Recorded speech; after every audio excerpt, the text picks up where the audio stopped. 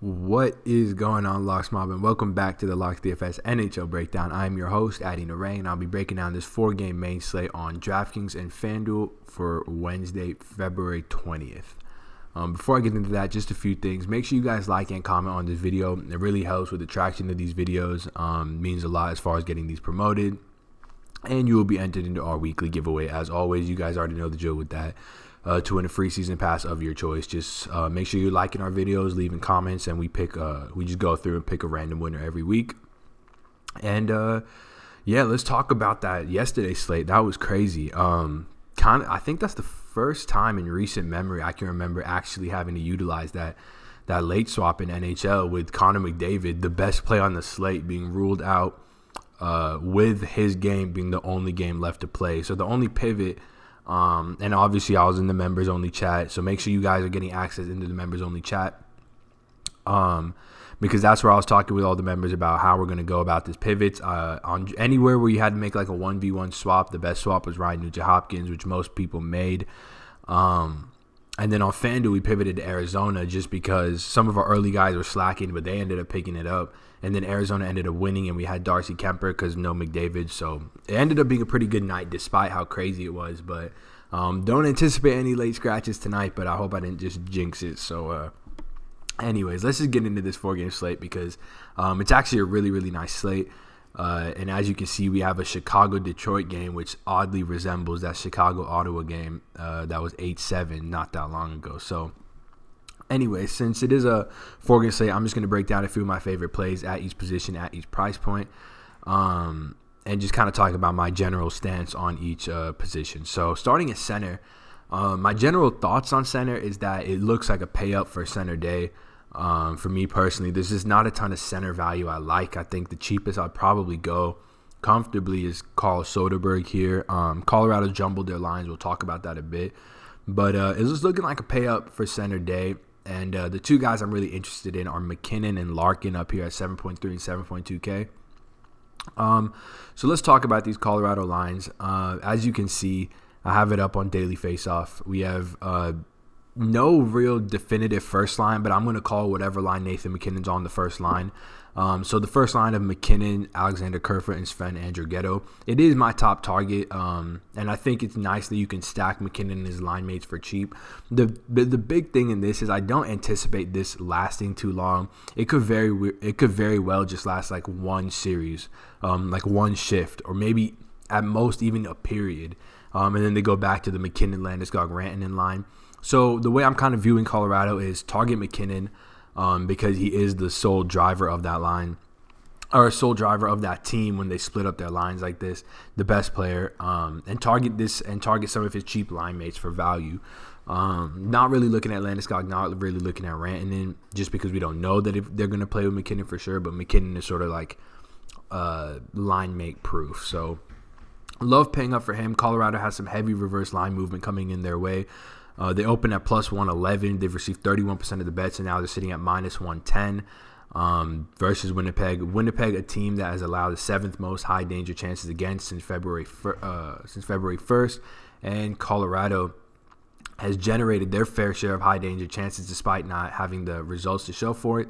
They're still 11th in the league since Feb 1st in high danger chances for, which is certainly not that bad, and now they're on home ice. So I love getting McKinnon, and then Dylan Larkin again. Spoken about this matchup with Chicago so many times before. Chicago, the worst team in the league, expected goals against per 60 wise, and they allow an incredible 15.65 high danger chances against per 60 since Feb 1st, which, as you can see, leads the NHL by over 2 high danger chances against per 60 per game, which is absolutely crazy. And they have the worst penalty kill in the league. So this is looking like an absolute smash spot for Detroit. And they've actually jumbled their lines a little bit too, so I'll talk about that. Instead of Gustav Nyquist, so Gustav Nyquist got ruled out with an illness last game, and they put Anthony Mantha on the first line where he had 7 shots on goal, and he stayed there now. And these guys all, and this first line is obviously where I'm really trying to target, but they correlate on the first unit power play, Dylan Larkin and Mantha. And I'm actually really wanting to target this power play unit as well, just in general. I love that Philip Hronik is up here. He's sitting at 2.8K on DraftKings. We'll talk about him. Anthony Ciu, I love him as well, especially on FanDuel. We'll talk about him at winger, but want a ton of exposure to Detroit. Have their iCourse 4 per 60 pulled up here. You see Dylan Larkin is second, behind Anthony Ciu with a 17.8 ICF per 60. Just an elite play in an elite spot. So looking like a pay up for center day for me. Moving on to wing though. Wing, since I did talk about a lot of the high price guys at center, I will talk about a bit more value at wing. One guy I want to mention is Alexander Kerfoot here at 3.4K. As you guys did see when I pulled up those Colorado lines earlier, he is the guy that's opening up, going to skate on McKinnon's wing. And the good part about that is that he correlates on that first unit power play as well.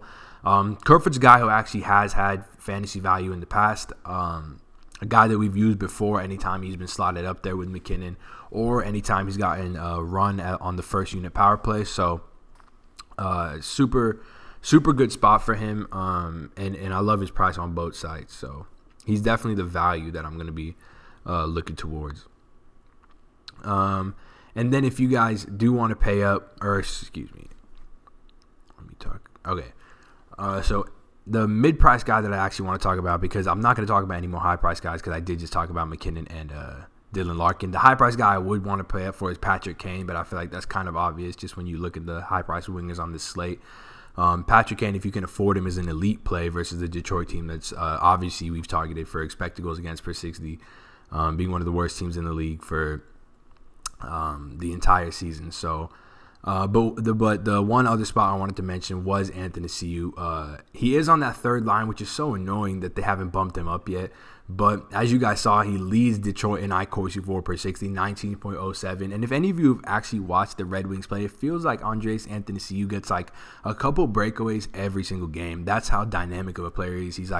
He's incredibly fast, incredibly skilled, and I love him on this first unit power play. I think people might end up leaving him off, but he's actually one of the pieces I want to keep on this stack. I think a Larkin, Mantha, Anthony Ciu stack is very much in play because I could see Detroit scoring like upwards of 5 goals and getting multiple of them on the power play, which and they all correlate so well over there. So, So that'll do it for winger. But moving on to defense, we're gonna start cheap again at defense just because I did mention those high priced guys. And actually defense. Some of my favorite value comes from the defenders today on both sides. Actually, there's 2 guys that are really, really cheap. The first one is Sam Girard. As you guys saw with Colorado, theme of this video, we're targeting a lot of these Colorado guys and a lot of their value. I mean, as you guys saw, Sam Girard skating on that first power play unit with McKinnon. Just an elite spot for him. I mean, at 3.1K, back-to-back games of skating upwards of 22 minutes. He's a fantasy-friendly guy. He shoots the puck. He's actually got a respectable iCourse 4 per 60, which means he is putting the puck towards the net a fair amount. I believe it's actually close upwards where Barry is. So, love the spot for him. And then the other guy I want to talk about is Colin Miller at 3.6K. And on FanDuel, he's sitting at, I believe, the same. Girard 3.6K on FanDuel, and Colin Miller's up to 3.9. He only skated about 14 minutes last game, but that was a 3-0 loss to Colorado. So take that with a grain of salt. But still a great spot for him. He's got an iCourse 4 per 60, upwards of 13. We see Vegas getting some love from the books at Vegas. As you can see, 46% of the bets, and they move from -114 to -130.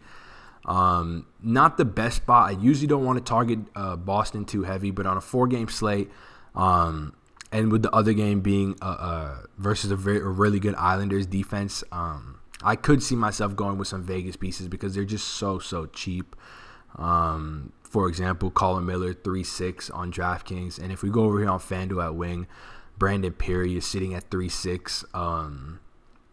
As well as Alex Tuck at 4.2. So just a bunch of good value on Vegas that makes me okay with targeting that spot on Boston. And then lastly, goalie, as always, look at your team and try and correlate that with your goalie so that if your team does well, your goalie gets the win. For me, I'm interested in Semyon Varlamov tonight. Again, this reverse line movement is interesting, and I'm for it just based on those high danger chances numbers I talked about earlier. I could see the Avs getting some positive goal regression and Winnipeg getting some negative expected goals against regression. So, and we just saw Varlamov come off a 40 save shutout at home where he's typically performed better. So I like him as a GPP option, but all the goalies are GPP options on this kind of slate. So best of luck. And with that being said, thanks guys for checking out this video. Again, make sure you like and comment. It really means a lot. Hope you guys win a bunch of money tonight, and I will see y'all tomorrow. Peace.